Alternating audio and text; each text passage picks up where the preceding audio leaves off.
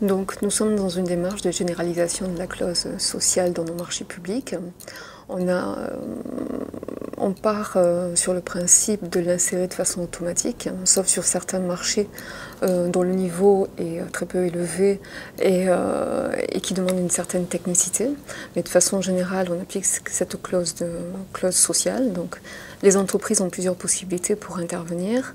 Soit elles recrutent directement du public, soit en CDD, soit en CDI, soit dans le cadre d'un contrat de qualification, dans le cadre du RMA, du revenu minimum d'activité. Soit elles ont une autre possibilité, c'est de recourir, dans le cadre de la co-traitance et de la sous-traitance, aux entreprises d'insertion. Soit de pouvoir bénéficier de publics qui sont en poste dans le cadre des associations intermédiaires ou des entreprises de travail temporaire d'insertion. Voilà.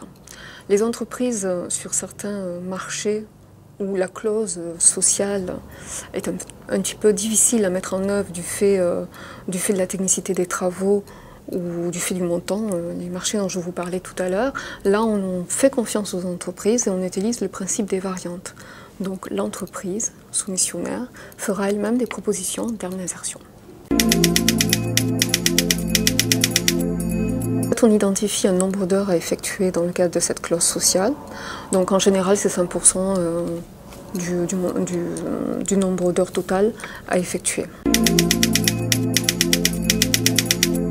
Alors, on l'a rédigé de façon spécifique. C'est tout un travail de collaboration avec une autre direction qui est la direction de la commande publique.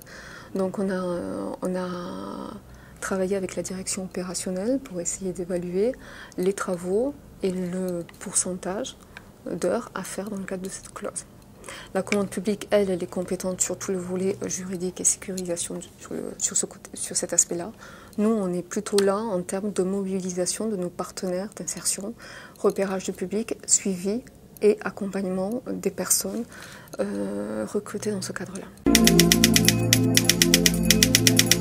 Alors, il y a un premier postulat. Le département du Gard ne pouvait pas rester sans rien faire. On est dans une situation sociale qui est assez particulière, 10,7% de taux de chômage, un nombre d'allocataires du RMI important. Donc le département, politiquement, ne pouvait pas faire en sorte de rester sans rien faire sur ce terrain-là. En outre, on a des secteurs professionnels qui sont en tension et qui ont des difficultés pour recruter. Donc l'idée était de rapprocher à la fois un personnel, un vivier de personnes avec des compétences, qui a certes peut-être rencontré des difficultés, mais qui a des savoir-faire sur lesquels nous on table. On a ensuite des entreprises qui dans le cadre peut-être dans le cadre d'une procédure de recrutement classique, n'auraient pas recruté ces personnes-là. Donc notre objectif, c'est de valoriser ces personnes, de faire en sorte que deux mondes se rapprochent pour faire en sorte d'avoir un tremplin pour le public, ce public dit relevant des minima sociaux. Oui, les clauses sociales ne peuvent réussir que si derrière il y a toute une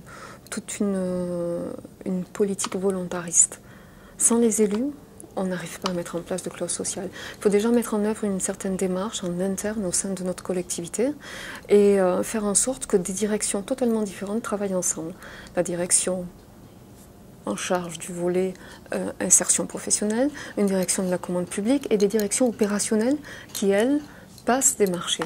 Donc si on n'arrive pas à avoir une synergie, une convergence de vues entre ces trois parties, tout en étant mobilisé par des élus, on a un peu du mal à avancer.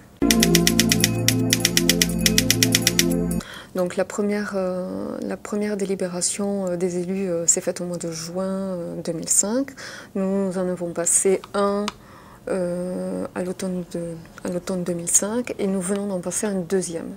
Donc on a eu un laps de temps entre ces deux marchés publics qui est assez long, mais qui nous a permis à la fois de sécuriser sur le plan juridique notre démarche, mais aussi de travailler avec les directions opérationnelles et de faire en sorte que ces directions opérationnelles rentrent dans ce mouvement.